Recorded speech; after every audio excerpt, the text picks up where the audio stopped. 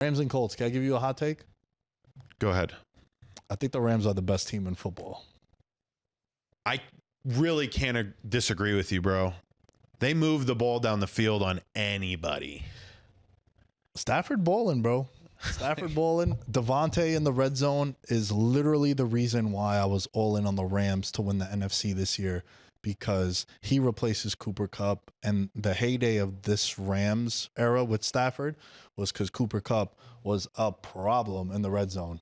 And it seems like everything is, yo, Puka, you fucking run wild until we get inside the 20. Then Devontae's like, I got this, young blood. Don't worry. Because that's what it seems to be. Devontae Adams has scored in back-to-back games. And, you know, Puka hit the end zone this weekend as well. Leads the league in catches and in receiving yards right now. By 102 yards, he leads the league in receiving yards. Puka's on fire. Stafford's on fire. Tutu Atwell ran loose. And I told you, like, their offense is so good that they're going to take a shot with Tutu Atwell at least 2-3 times a game, and then it connected for like a 80-something yard touchdown that Stafford had. And their defense, they make plays. Their defense make plays. They have a stud on the defensive line in Jared Verse that you coined Defensive Player of the Year coming into this. And I just think, like, even though they lost to the Eagles, I felt better about them than I did about Philly. And Philly's 4-0, and the Rams are 3-1. I feel better about the Rams than I do about Philly.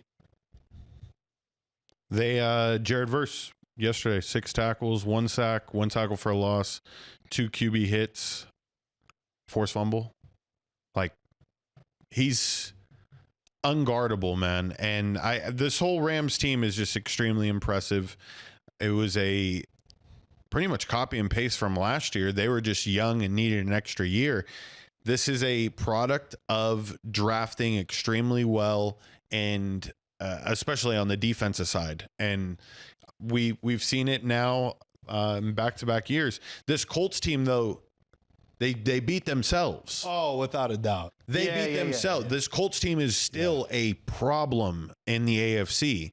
I feel good about them too, bro. Yes. Like, look, I felt bad for you because you had the 3.5 in one of your picks. I had the 3.5 on Patreon for the Rams. I feel like I got lucky on that. That play by Mitchell.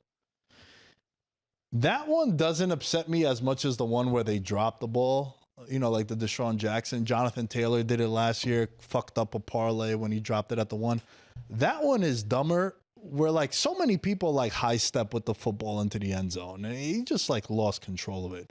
Do I like it? No. It's a little more understanding to me, that one, than the one where they just run and leave it at like the 2-yard line. You're like, bro, you're a fucking idiot. Yeah. You can't wait one more step. One more step you can't wait. So from that standpoint, I feel bad for him. Was it dumb? Yes. Give him a little bit of a pass. It wasn't as bad as the other one.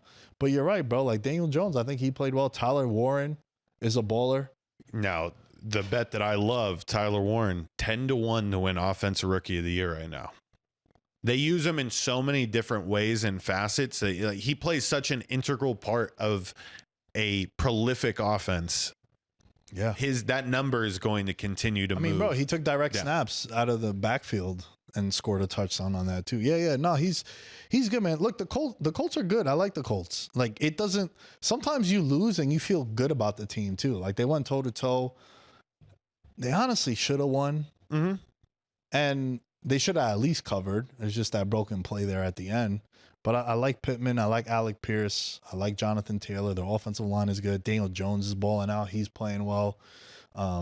You know, he started the game with a turnover. He was going to have a turnover, but he just plays really, really well. And then obviously Tyler Warren also. But, yo, the Rams are just a son of a bitch to fucking have to match up. They got Higbee, too, that could do some stuff, too. Kieran Williams in the backfield. They bring in a Blake Corum, not much of a drop-off. So it's just, they're a team. I like them a lot, man. I really, really like the Rams. So I've been feeling good about some of the future calls. Right. Like, yo, bro, listen, even the Bears plus 600, they're one game back at a division. And they're going to have that game with Detroit in Chicago. And look, there's a ways to go. But I kind of feel good about a bunch of things.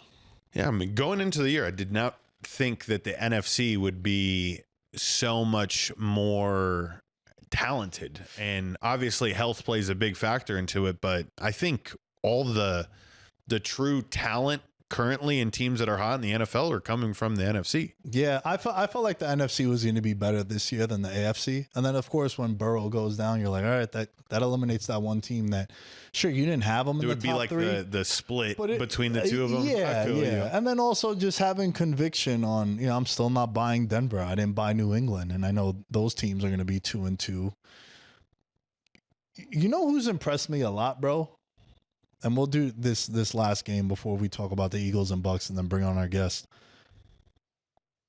I like the Jaguars.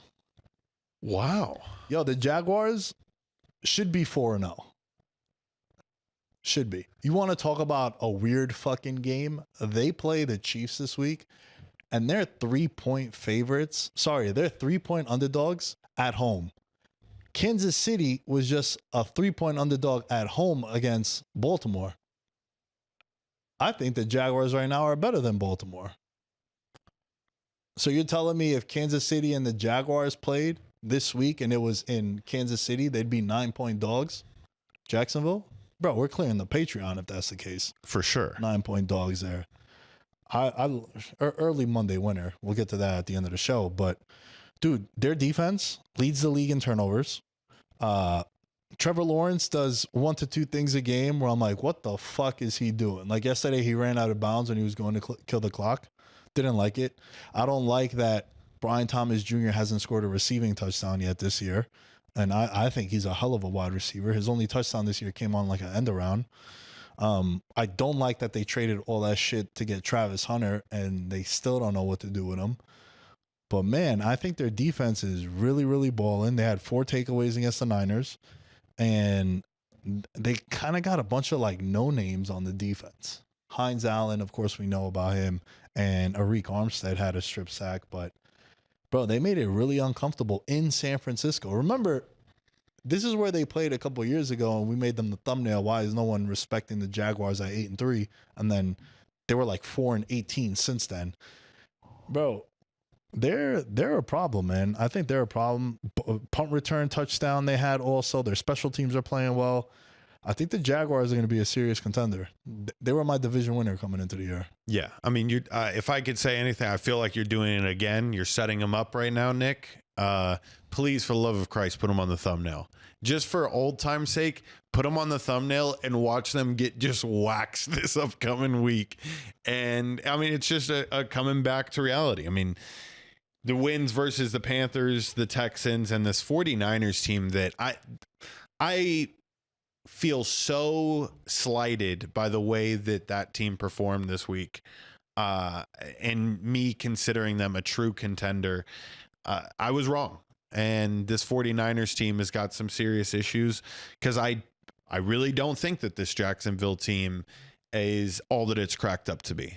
And I think once they figure out how to use Travis Hunter effectively, which is unfortunately going to mean he's got to play one side of the ball, because I think he's better than Brian Thomas Jr. I think he's their best offensive option next to Travis Etienne, and the offense just isn't catered to fit his specific skill set, and that's a real issue. When you get somebody in the draft that high that's supposed to be your franchise game-changing player, it's unfortunate, but like people don't like pass deflections.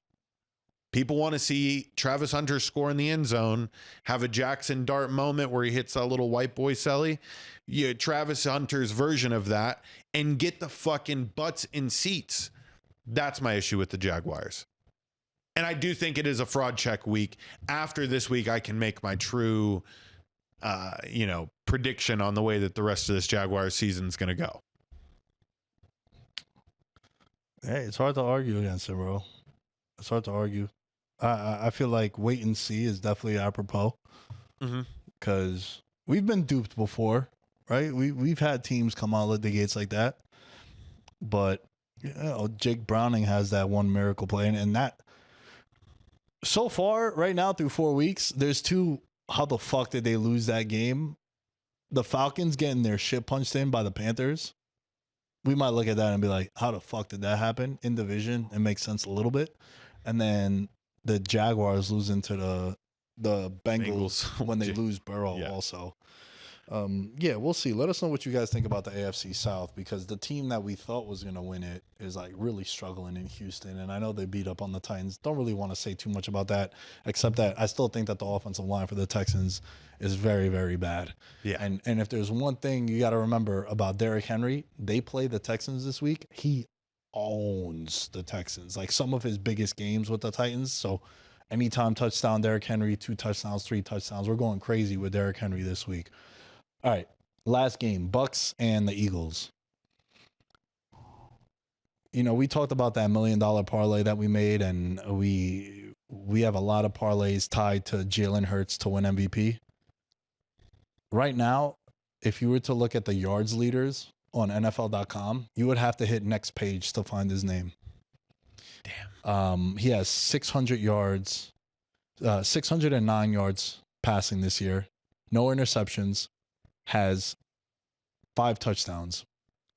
Throwing. He has a bunch on the ground too. For Jalen Hurts to win MVP this year, they got to go 16-1. That is correct. And I'm going to be on the show being like, it's all about wins. Yeah. Stats. Oh, we will push that narrative. And listen, I hope for sure. I've been talking about this shit for fucking 6 years now, but more so in the last 2. Like, you got to pick a side. Is it team wins and team success for MVP, or is it stats? Because it can't be both. And I think the Eagles, you look at their schedule, like, bro, the first 4 weeks, they have some banger games. Cowboys in division, on the road against the Chiefs, right? They played at Tampa Bay, a team that every Eagle fan will be like, yo, for some reason, they're the team that gives us nightmares in the NFC. Everyone else they beat up on, but the Bucs just have their number. And then I forgot who they beat in week 3. The Rams. Oh, they came back against the Rams. Yeah, a really good team, right? So, listen, man, I just think that Barkley's not having the kind of year that he had last year, which you expected. Like, this dude could run for 1,400 yards this year, and they're gonna be like, yo, he had a bad year, because last year he ran for 2,500 yards, a whole season's worth with the playoffs.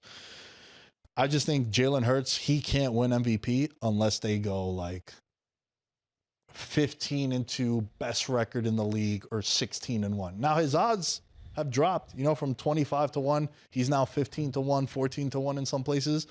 But this is going to be one where it's like, hey, look at all the teams he beat. Look at how he protected the football, and look at the team's record. Right. That's the only way he can win MVP. So you're telling me there's a path, Nick? Listen, there is a path. There is such a path. I mean, this is the best roster in the league, and we say it every single week. Now, the only thing is AJ Brown. Not now. Let's please, with this the subtweeting culture, the outfits that say check on your teammate.